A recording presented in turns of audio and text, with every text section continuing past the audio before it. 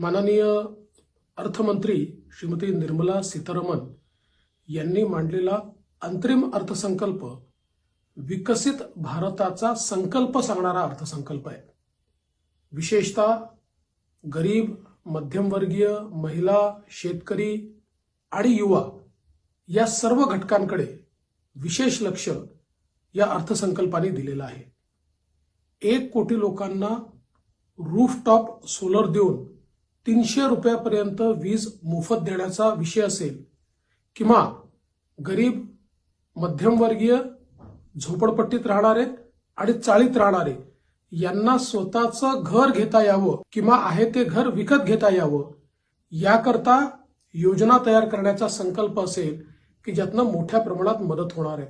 विशेषतः युवांकरता जो एक मोठा फंड तयार करण्यात आलेला आहे की ज्यातनं इनोव्हेशन होणार आहे। 1 लाख कोटीचा फंड की ज्याच्यामध्ये कुठलाही इंटरेस्ट रेट चार्ज केला जाणार नाही। यामुळे एक मोठी स्टार्टअप आणि इनोव्हेशनची इकोसिस्टीम युवांकरता तयार होणार आहे आणि त्यातनं रोजगाराची निर्मिती होणार आहे।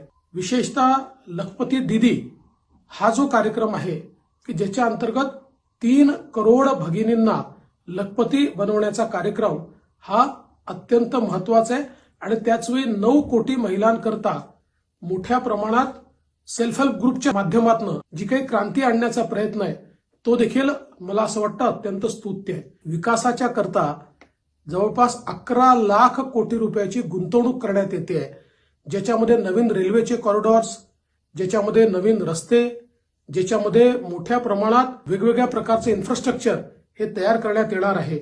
आणि हे सगळं करत असताना विशेषतः शेतकऱ्यांकरता नॅनो डीएपी ही जी संकल्पना आणलेली आहे ही अत्यंत महत्वाची संकल्पना आहे आणि शेतकऱ्याच्या शेतमालाला भाव मिळाला पाहिजे आणि थेट मार्केट लिंकेज मिळालं पाहिजे, याकरताच्या विविध योजनांचा जो उहापोह करण्यात आलेला आहे तो देखील अत्यंत महत्वाचा आहे। एकूणच जर आपण हे अंतरिम बजेट बघितलं तर विकासाची दिशा सांगणारं पण त्याचवेळी आर्थिक शिस्त पाळणारं अशा प्रकारचं हे अंतरिम बजेट या ठिकाणी मांडलेलं आहे।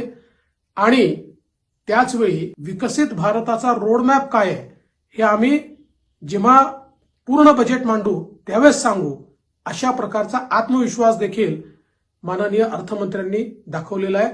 मी माननीय अर्थमंत्र्यांचे मनापासून आभार मानतो आणि अभिनंदन करतो।